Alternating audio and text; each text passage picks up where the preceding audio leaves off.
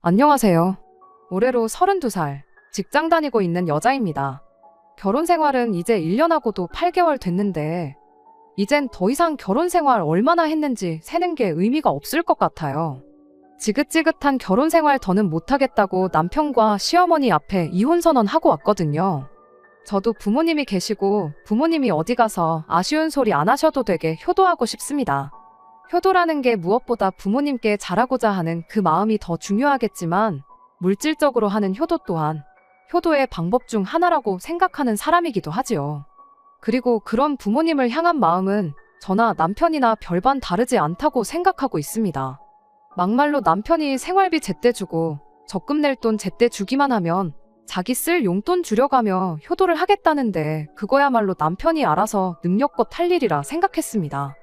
그리고 그런 생각을 갖고 있는 걸 떠나서 저 스스로 제가 시어머니한테 비록 시작은 안 좋았을지언정 나름 잘했다고 생각하고 있고요. 물론 그거야 남편하고 결혼했다고 한들 시부모님과 친정부모님은 엄연히 다른 법이니 남편이 느끼기엔 제가 시부모님께 잘한다고 하는 게 친정부모님께 하는 것만큼은 못하는구나 느꼈을 수도 있어요. 하지만 그렇다고 남편이 또 장인장모님인 친정부모님께 자기가 시부모님한테 하는 만큼 똑같이 잘했던 것도 아니거든요. 저랑 남편 생각이 다르긴 하겠지만 제가 볼 땐 제가 시부모님한테 하는 만큼조차 저희 친정부모님께 뭐 하나 제대로 했던 게 없어요. 게다가 제가 시어머니한테 얼마나 잘했고 못했건 간에 그게 자기 생각에 모자라다 싶으면 그만큼 직접 자기가 잘했으면 되는 부분 아니겠나요? 그런데 호의가 계속되면 그게 당연한 거라고들 생각한다더니 제가 제 나름대로 잘하고 있음에도 불구하고 남편은 제가 시부모님, 특히 시어머니한테 제가 친정부모님한테 하는 것 이상을 바랬습니다. 결국 그 때문에 남편과 관계가 틀어지게 되었고 이렇게 얼마 전에 와서는 시어머니와 남편 두 사람 앞에 이혼 선언을 하는 지경까지 오게 되었네요. 보통은 그렇듯 남편하고는 연애 결혼을 했어요. 연애하는 동안은 그냥 저 하나만 알고 저한테만 온 신경을 쏟는 그런 사랑꾼이었습니다. 특히나 남편이 저와 연애를 시작하기 전, 그러니까 그냥 좋은 마음만 가지고 연락을 주고받던 시기에는 지독한 꼴초였어요. 그런데 제가 담배 피는 사람은 정말 싫다고 지나가듯 꺼낸 말에 바로 그 순간에 주머니에 있는 담배를 전부 구겨버리고 금연에 성공을 했던 사람입니다.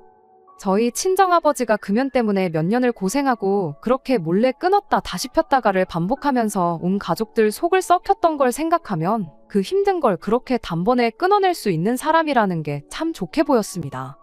그러니 연애 시작부터 이 사람이라면 나를 위해 금연뿐만 아니라 세상에 그 어떤 힘든 일도 해낼 수 있지 않겠나 하는 생각을 갖게 되었어요. 그리고 연애하면서 늘 한결같이 좋은 모습만 보여줬었던 남편을 보니 얼마 안가 그 생각이 확신이 되었죠. 당시 남편의 벌이가 저에 비해서 적다는 걸 알고 있었지만 그런 건 눈에 들어오지도 않았어요. 돈 얼마 때문에 이런 좋은 사람을 놓치고 싶지는 않았고 그렇게 남편과 결혼까지 하게 되었습니다. 물론 돈이라는 게 인생에서 최우선적인 가치가 될 수 없다는 건 알지만 한편으로는 없어서 안 좋으면 안 좋았지 많다고 해서 나쁜 게 하나라도 있는 건 또 아니잖아요. 그래도 남편 사람 됨됨이면 충분히 앞으로도 회사에서 승승장구해 나갈 수 있을 거라 생각했습니다. 애초에 제가 몸담고 있는 업계가 원래부터 남들보다 초봉이 높은 편이긴 하나 해가 지나고 경력이 쌓인다고 한들 연봉이 크게 늘어나지 않는 편이기도 하거든요. 그러니 못해도 10년이면 남편이 언젠가 제가 버는 돈을 따라잡고 나아가서는 그 이상도 벌어오는 날이 올 거라 생각했어요. 당장 남편이 저보다 돈 얼마 덜 벌어오는 게 그때가 오면 더 이상 문제가 되지 않겠구나 그렇게 생각했습니다. 둘 다 조금 버는 것보다야 둘 중에 하나라도 잘 버는 게 어디냐 생각했고 그게 저희 결혼 생활하는 데 있어서 문제가 되리라고는 눈꼽만치도 생각하지 않았습니다. 결국 돈 때문에 일이 이렇게 되었고 이제서야 제 생각이 틀렸다는 걸 알게 되었지만 당시에는 제가 그렇게 손해보고 하는 결혼이라 생각한 적 없었어요. 결혼 준비를 시작하면서 시부모님, 특히 시어머니가 조금 옛날 사고방식을 갖고 계신 분들은 아닐까 하는 생각을 갖게 되었습니다. 그나마 시아버지는 겉으로 티를 내시는 분은 아니었는데 시어머니가 조금 유별나고 유난스러우셨어요.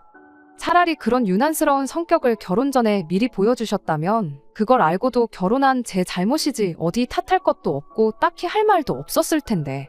결혼식까지 올리고 신혼생활 막 시작되니 그제서야 보여주시는데 참 당황스러울 뿐이었습니다. 언젠가 한 번은 저희 신혼집까지 찾아오셔서는 남자는 여자하기 나름이라는 말을 꺼내시더니 이제 결혼했으니 다른 것보다 남편 내조하는데 신경을 써줬으면 한다는 거예요. 그래서 제가 시어머니한테 내조라니 그게 무슨 말씀이시냐 물어봤지요. 그랬더니 우리 아들 하는 말 들어보니 제가 아침도 안 챙겨주고 혼자 먼저 출근한다더라니 어쩌니 하시면서 아침밥 이야기를 꺼내시더라고요. 당신은 당신 평생 당신 남편, 그러니까 시아버지 아침 식사 한번 거르게 했던 적 없었다고요. 비가 오나 눈이 오나 몸에 열이 펄펄 끓으나 밖에 나가 힘들게 돈 벌어오는 사람 빈속으로 출근시킨 적 한 번 없다면서요. 아버님 식사 챙겨드리면서 덩달아 남편도 아침을 챙겨주셨던 거겠지만 어쨌든 시어머니가 말하는 내조가 다른 것보다 아침밥을 꼭 챙겨주란 걸 알 수 있었습니다. 참 그 이야기 처음 들었을 때 기분을 뭐라 표현해야 할지. 아침밥 시월드 이야기 어디 말로만 들었지 그게 바로 내 남편과 내 시어머니 이야기일 거라곤 생각조차 해본 적 한 번 없었거든요. 그 이야기는 또 남편한테 직접 들었다고 하시니 더더욱 어이가 없었습니다. 슬쩍 고개 돌려서 남편을 쳐다봤는데 남편 표정이 마치 시어머니가 진짜로 집까지 찾아와 이런 이야기를 꺼낼 거라고는 생각도 못한 당혹스러운 표정이었어요. 여기서 남편이 먼저 말을 꺼냈다면 더할 나위 없이 좋았겠지만 시어머니 기분을 생각한 건지 뭔지는 몰라도 꿀먹은 벙어리 마냥 가만히 있더군요.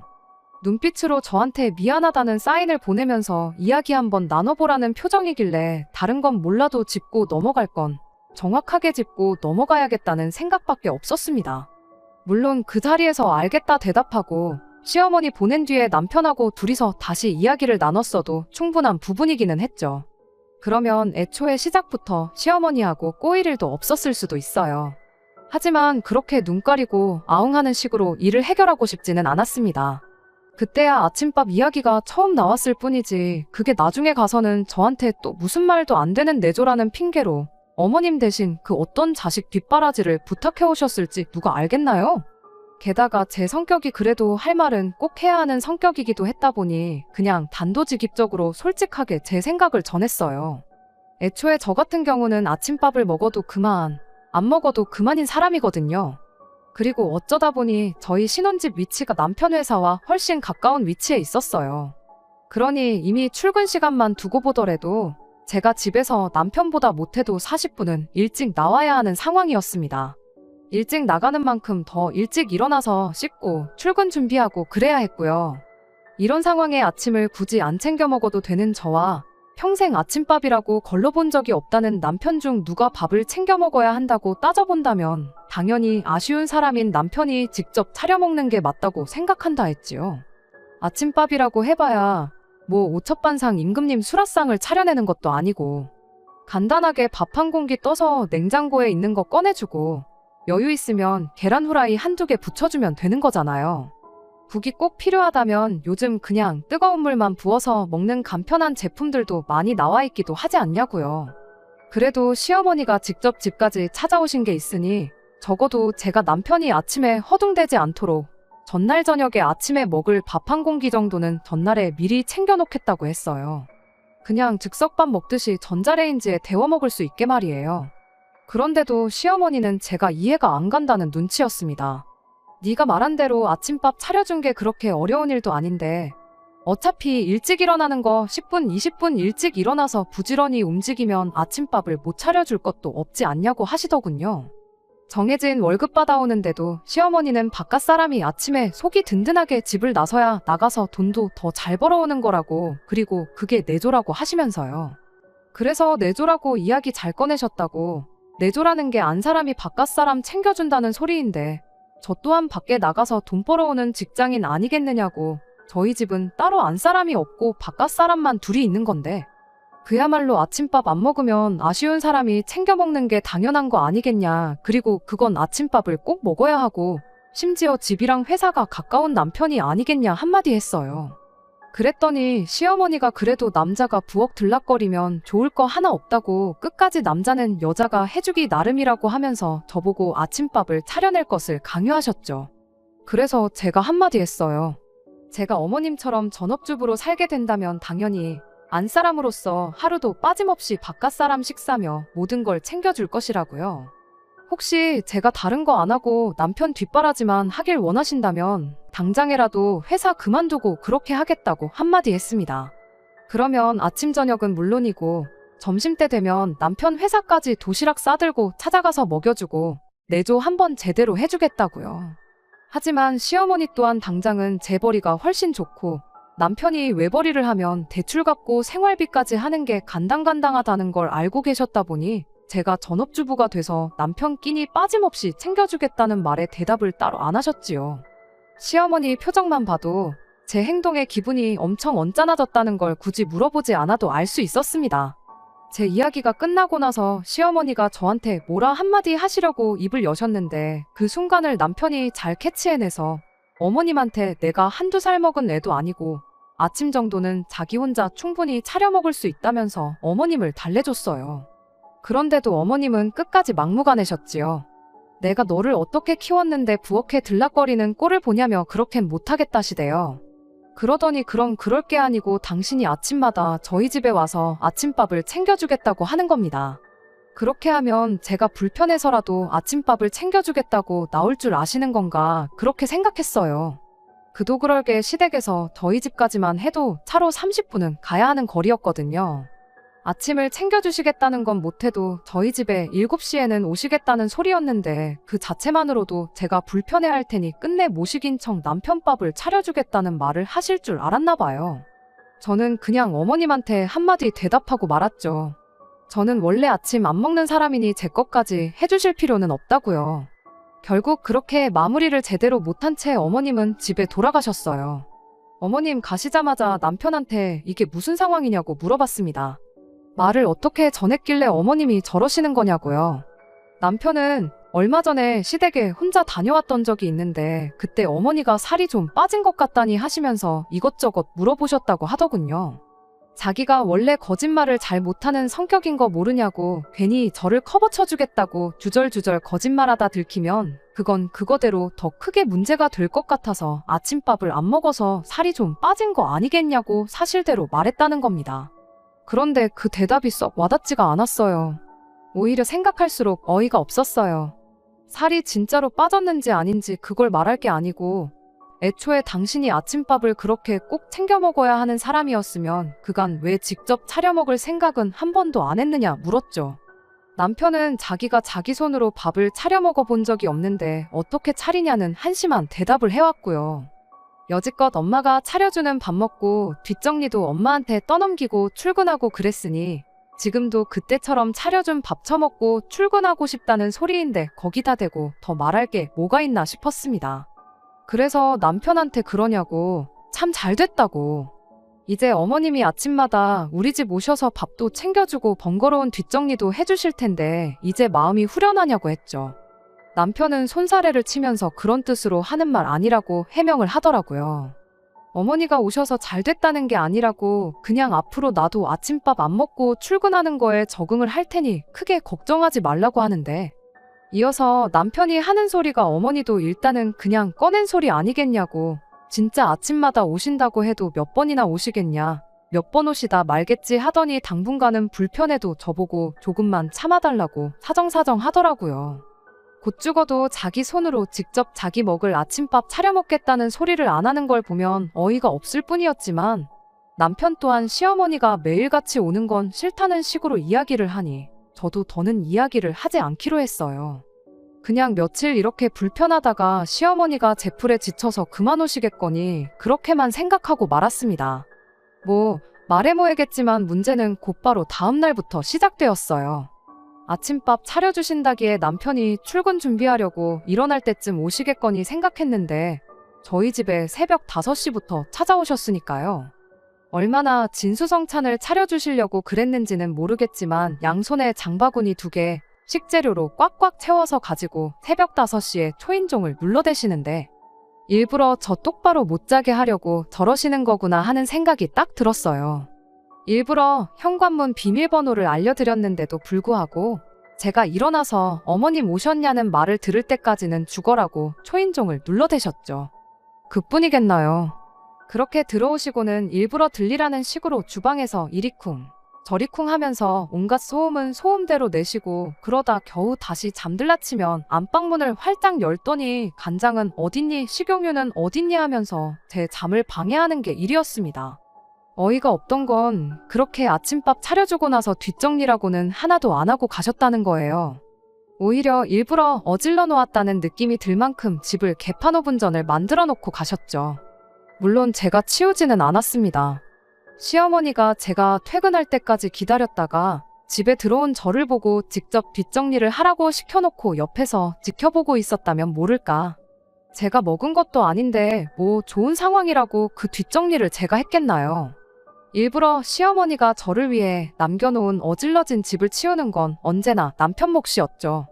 밥을 직접 차려낼 줄은 몰라도 치우는 것쯤은 할 수 있지 않느냐. 내 동생 이야기 들어보니까 군대에서 자기가 먹은 식판은 자기가 직접 설거지를 했다더라. 그러니 설거지를 할 줄 모른다고 할 생각은 말라고 한마디 해줬습니다. 그리고 진짜 할 줄 모르면 설거지 정도는 내가 하나부터 10까지 다 가르쳐 줄 테니 너무 걱정 말라고도 해줬고요. 제가 조금 심술 부린 것도 없지 않아 있겠지만 일부러 남편이 해놓은 설거지 꼬투리를 잡아서 몇 번을 다시 하게 만들었어요. 기름때가 제대로 안 지워지거나 한 것들, 말라붙은 밥풀 제대로 제거 안 한 밥그릇, 이런 것들만 시켰으니 못 시킬 건 없었다고 생각합니다.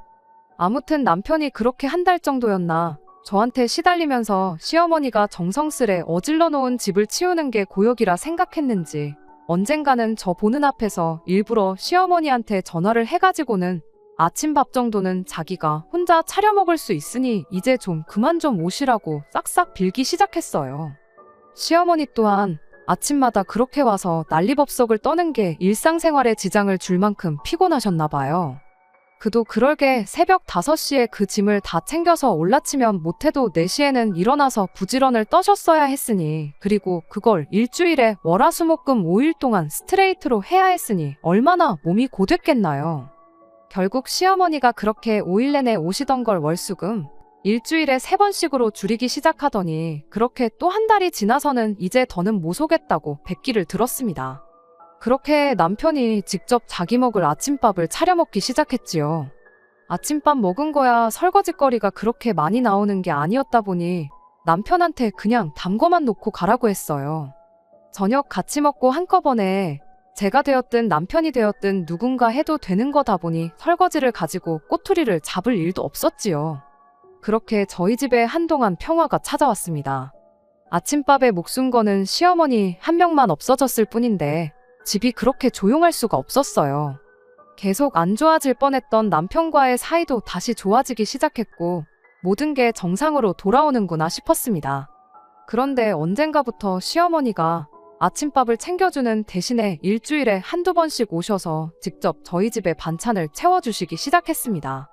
그 전에야 반찬 가게에서 반찬 사 먹거나 제품을 먹거나 하는 식으로 저녁 식사를 했었거든요. 남편이 차려 먹던 아침밥 또한 그랬었고요. 시어머니는 곧 죽어도 아들이 부실하게 먹는 꼴을 두 눈 뜨고 볼 수가 없으셨던 건지 그렇게 집에서 반찬을 해다가 저희 집 냉장고를 채워주셨어요. 물론 저 먹으라고 해다 주시는 반찬은 아니었지요. 전부 다 남편 입맛을 고려해서 해다 주시는 반찬들 뿐이었어요. 그래도 치사하게 우리 아들 먹으라고 해가지고 온 반찬이니 얄미운 며느리는 먹으면 안 된다고 하지는 않으셨습니다. 뭐 거기에는 여러 가지 뜻이 있었겠지요. 어쨌든 당신도 체력적으로 힘들어서 아침마다 오는 걸 포기한 마당에 일부러 저를 괴롭히고 그랬던 게 내심 신경이 쓰였던 게 아닐까 싶어요. 그도 그럴게 남편이 반찬을 알아서 꺼내 먹으면야 꺼내 먹는 거지만 그 반찬들 먹으려면 밥 한 공기는 있어야 하는 법 아니겠나요? 그런데 그것까지 당신이 다 못 챙겨주게 된 상황이니 적어도 밥이 떨어지게는 해주지 말라고 저한테 주는 뇌물이나 마찬가지 아니겠나 싶었습니다. 그 의도가 뻔히 보여서 한편으로는 참 속 보이는구나 하고 생각을 했지만 아침마다 안 오시는 게 어디냐 싶었고 오히려 시어머니가 채워주는 반찬 덕분에 제가 덕을 본 것도 많았어요. 애초에 남편과 결혼하면서 맞벌이를 하는 만큼 집안일도 서로 분담을 하기로 했었거든요. 남편은 분리수거와 빨래를 하기로 했었고, 저는 저녁 식사 당번과 집안 전반적인 정리정돈을 당담하기로요. 청소 같은 경우는 보통 제가 하지만 어질러 놓은 사람이 다른 사람이 따로 정리를 안 해도 될 만큼 뒷정리를 하기로 정했는데 그 덕에 시어머니가 한참 집을 어질러 놓은 건 남편이 뒷정리를 하게 시킬 수 있던 거고요. 아무튼 제가 저녁 식사 당번을 하기로 한 만큼 음식 준비를 해야 했었는데 솔직히 일하느라 피곤한 와중에 식사 준비를 하는 게 여의치 않아서 제 사비를 털어서 반찬 가게 반찬을 채워놓고 그랬던 거예요. 데워먹기만 하는 간편식 같은 것부터 냉동 제품까지 남편이 자기가 먹고 싶어서 사는 게 아닌 이상은 전부 다 생활비가 아니라 제 개인 돈에서 나가야 했었습니다. 그런데 시어머니가 일주일에 한두 번꼴로 저희 집 들락날락 하시며 반찬을 가득가득 채워주시니 제 입장에서는 제가 준비해야 할 걸 시어머니가 대신 해주는 거나 마찬가지였습니다. 아무리 시어머니가 밉상이긴 했어도 그냥 슬쩍 넘기긴 또 그렇더라고요. 그래서 시어머니한테 반찬값을 조금씩 챙겨드리기 시작했어요. 혹시나 틀어질 대로 틀어진 시어머니와의 관계를 개선하는 계기가 될 수도 있지 않나 하는 생각이었고, 어차피 반찬 가게에서 반찬 사다 채워넣는데 들어가는 돈이 있었으니 그 대신 드리는 거라 생각하니 돈이 아깝다거나 하지는 않았습니다. 시어머니가 또 아들 생각이 어찌나 끔찍하신지 가져다 주시는 반찬 가짓수 또한 많았기 때문에 매번 그렇게 반찬을 채워주실 때마다 어머님이 집에 돌아가실 때 쫓아나가서 10만원씩, 20만원씩 해서 따로 챙겨드렸어요. 액수가 많았던 날은 그만큼 고기 반찬이라든지 제 판단하에 장 보는데 돈을 좀 쓰셨구나 싶을 때 더 많이 챙겨드렸던 거고요. 저는 제 나름대로 좋은 뜻으로 시작한 행동이었는데 결국 이것 때문에 이혼까지 하게 되었네요. 원래는 자주 오셔봐야 일주일에 한 번 정도씩 오셨어요. 말씀드렸던 대로 반찬 가짓수도 많았고 남편이랑 저 둘이서 같이 먹어도 일주일은 넘게 먹을 만큼의 양이었지요. 그런데 언젠가부터 시어머니가 저희 집에 다시 자주 들락거리기 시작했습니다. 일주일에 한 번 오실 때 반찬을 대여섯 가지를 해서 가져다 주셨다면 그걸 3가지씩 나눠서 일주일에 2번씩 가지고 오신 거죠. 그때는 별다른 생각을 안 했어요. 그냥 반찬을 새로 하실 때마다 가져다 주시는 거구나 그렇게 생각하고 말았죠. 그리고 그렇게 반찬을 가져다 주신 날이면 늘상 드리던 대로 10만원씩은 따로 챙겨드렸고요. 그런데 언젠가부터는 한 번 오셔도 될 걸 일부러 나눠서 오시는 거 아닌가 하는 생각이 드는 일이 있었어요. 그날은 반찬이라고 했다고 가지고 오셨던 게 그냥 생당근 길쭉하게 썰어서 반찬통 안에 쌈장 한 숟갈 해서 가지고 오신 게 전부였거든요. 당근을 쌈장에 찍어 먹는 게 생각보다 맛있다는 건 제 인생에 그날 처음 알게 되긴 했는데 아무튼 그렇게 그걸 반찬이라고 저희 주시고는 가봐야겠다고 하고 현관문을 나서는데 신발까지 다 신으신 상황에 제 눈치를 살살 살피며 문 앞에서 안 나가고 버티고 계시더라고요. 그때 딱 알았죠. 일주일에 한 번 오던 걸 나눠서 오기 시작한 게 어차피 반찬에서 가져다 주면 제가 돈 주는 거 일주일에 한 번 와서 10만원 받아갈 걸 2번, 3번 나눠서 오셔가지고는 20만원, 30만원씩 받아갈 생각으로 그러셨다는 걸 말이죠. 당근 썰어서 쌈장 한 숟가락 가져다 주신 거 시댁에서 저희 집까지 오며 가며 하신 수고는 알겠지만 생당근 하나 얻어먹겠다고 10만원 드리는 게 수지타산이 맞는 거라는 생각이 들지는 않았습니다. 그래서 일부러 시어머니한테 뭐 두고 가신 거 있냐고 말하고 저도 일부러 제 지갑을 열지 않았죠. 시어머니도 대놓고 돈 달라는 말은 못하겠다 싶으셨는지 우물쭈물 문 앞에서 나가지도 못하고 다시 들어오지도 못하고 계시길래 조심히 들어가시라 말하고 저는 그냥 방으로 들어왔어요. 그런데 남편이 방에 따라 들어와서는 저한테 한마디 하더군요. 오늘은 왜 어머니한테 아무것도 안 챙겨주냐고요. 그래서 남편한테 오늘 말고 이틀 전에 오셨을 때 10만원 챙겨드렸는데 뭐가 문제냐고 되물었지요. 그랬더니 남편이 왜 그동안 알아서 잘하더니 갑자기 삐딱선을 타느냐입니다. 어머님이 괜히 오셨겠냐고 다 용돈이 필요하시니까 오신 거 아니겠냐면서 자기가 따로 10만원 챙겨드렸고 제가 주는 거라고 잘 설명드렸으니까 걱정 말라면서 이상한 데서 생색을 내는 겁니다. 그때 깨달았죠. 시어머니도 시어머니지만 남편 또한 저를 시어머니가 저희 집에 들르기만 하면 10만 원씩 따박따박 뱉어내는 ATM 기계 정도로 생각하고 있었다는 사실을요. 그래서 제가 남편한테 진짜로 당근 한 개 썰어서 가져다 주신 걸로 10만 원이나 드린 거냐고 되물었어요. 당신 입으로 지금 용돈이라고 표현했는데 나는 그거 그동안 반찬값으로 드린 거라고. 어차피 돈 관리 따로 하기로 하지 않았냐. 어머니 용돈을 챙겨드리고 싶으면 그건 당신이 직접 챙겨주라고 한마디 했습니다. 나는 그냥 하던 대로 반찬해서 가져다 주시면 대충 내 계산에 들어간 재료비랑 어머님 수고비 챙겨서 드릴 거라고요. 그랬더니 남편이 뭐 그렇게 까탈스럽게 구냐는 겁니다.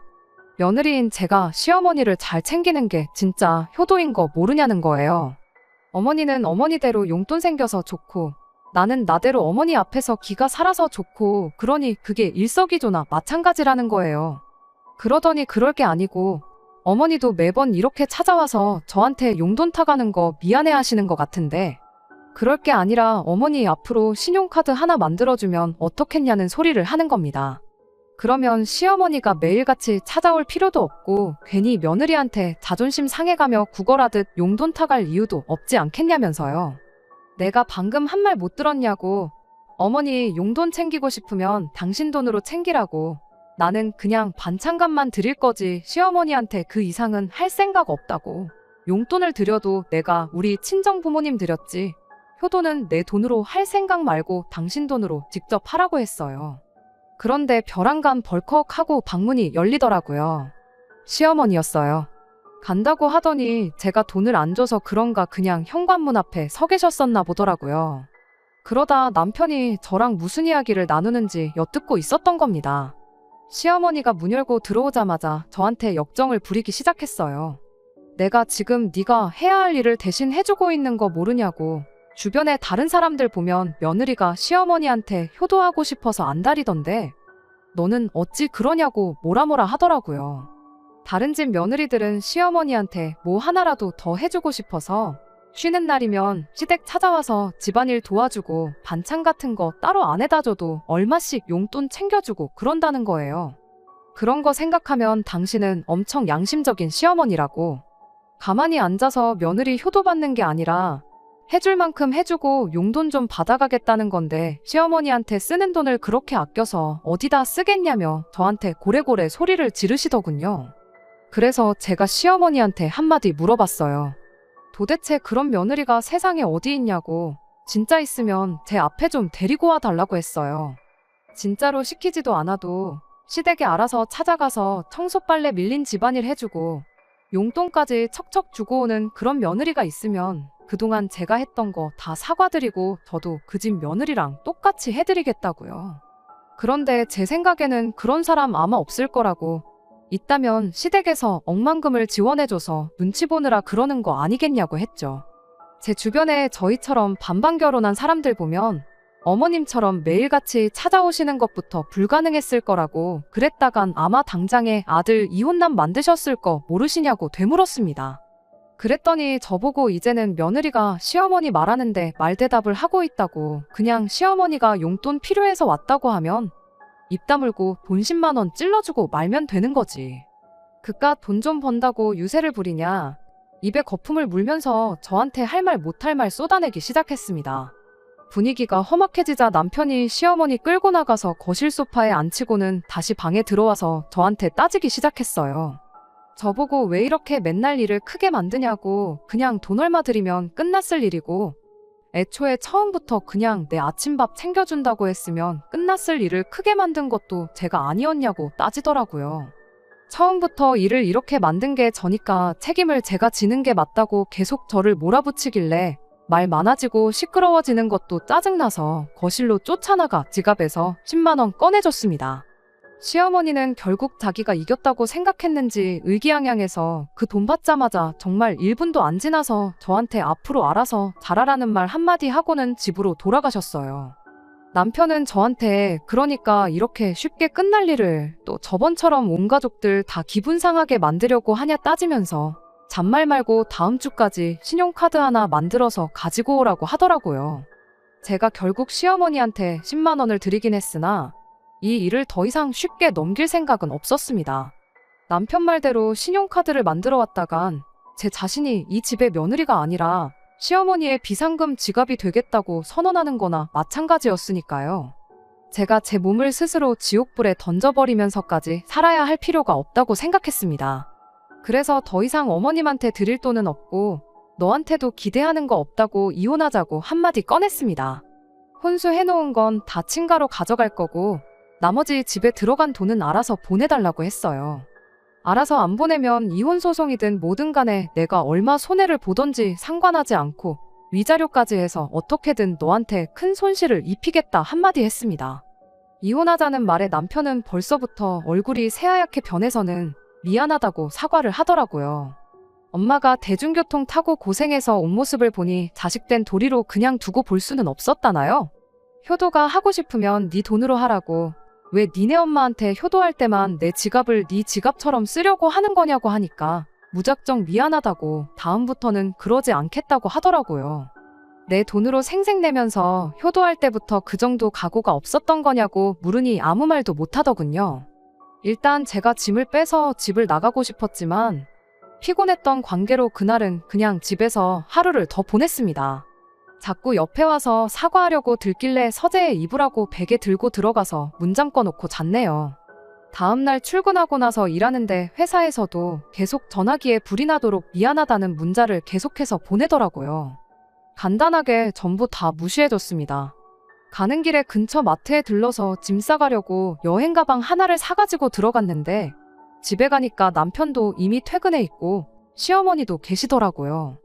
저한테 그동안 제가 그렇게 마음고생하는지 몰랐다고 사과하시면서 여태 제가 줬던 돈이라고 하면서 봉투를 내미시더라고요. 여태 제가 드린 돈은 맞는데 여태 쓴 건 빼고 현재 남은 돈만 가지고 오셨더라고요. 봉투 안에 50만 원 조금 넘게 있었는데 이건 그냥 여태까지 제가 먹은 반찬값 할 테니까 필요 없다고 가지라고 했습니다. 어떻게든 이혼 못하게 하려고 저를 붙잡으시는데 왜 그러시냐고 물었어요. 제가 주는 돈이 필요해서 그런 거냐, 아니면 아들 뒷바라지 해줄 여자가 필요해서 그러시는 거냐고요. 저는 어머님 돈 필요할 때마다 돈 드리는 지갑 노릇도 하고 싶지 않고 남편 밥 때마다 밥 챙겨주면서 부엌대기로 살고 싶은 생각도 없다고. 그러면 어머님도 솔직히 제가 있거나 없거나 달라지는 거 없지 않냐고 했어요. 혹시나 아들 이혼남 만들기가 싫어서 그러시는 거냐 했더니 아무 말도 못 하시더라고요. 짐 싸고 있는 저한테 두 사람이 동시에 달려들어 사과하는데 솔직히 뭐라 하는지도 들리지 않았습니다. 다 싸고 나서 나가면서 남편은 이제 직접 엄마한테 효도할 수 있어서 좋겠다고 하고 어머님한테는 그 원하던 아들 뒷바라지 다시 해줄 수 있게 돼서 좋으시겠다고, 나만 빠지면 되는 일이었는데 그것도 모르고 제가 괜히 결혼을 해가지고 이 사단을 만들었다고 둘이서 잘 먹고 잘 살라고 하고 집을 나와버렸습니다. 그 이후로 오는 연락에 대해서는 다 무시하고 있어요. 합의 이혼을 하려고 하는데 자꾸 사과받고 마음 바꾸라는 식으로 나오길래 얼마 전에 변호사까지 선임을 했습니다. 저도 수임료가 나가게 생겼으니 그동안은 그냥 이혼만 하려고 했는데 이제는 위자료까지 다 뜯어내려고 합니다. 저도 더 이상 믿지고 장사할 수는 없는 노릇이잖아요. 욕심은 끝이 없다더니 그 말이 괜히 있는 말이 아닌 것 같네요. 가만히 냅뒀으면 어련히 제가 며느리돌이 다 하면서 적당히 효도받으시며 살았을 텐데 매주 찾아와서 수금해가는 것도 귀찮아서 신용카드를 만들어 오라니 욕심이 너무 과했지요. 비록 저도 이혼녀 딱지가 붙게 되긴 하겠지만 이런 상황을 질질 끌고 있어봤자 20대 후반에 이혼녀가 되느냐, 30살, 40살이 돼서 이혼녀가 되느냐, 결과는 다 똑같았을 거라고 생각합니다. 차라리 제가 한 살이라도 젊을 때 빨리 이혼을 해버린 게 잘한 일이 아닐까 하는 생각이 드네요. 결혼이 둘만 좋아서 하는 게 아니라는 말이 참 맞는 말인 것 같네요. 솔직히 이번 일로 너무 질려서 한동안은 결혼 생각은 들지도 않을 것 같아요. 하지만 나중에 만약에 제가 다시 가정을 갖게 된다면 아내 때문에 가족까지 등질 필요까지는 없지만 그래도 중간에서 다리 역할 잘해주는 그런 사람을 찾아봐야 할 것 같습니다. 끝까지 들어주셔서 감사합니다. 오늘의 사연은 여기까지입니다. 구독과 좋아요, 알람 설정 부탁드리고 더 좋은 사연으로 다시 찾아뵙겠습니다. 감사합니다.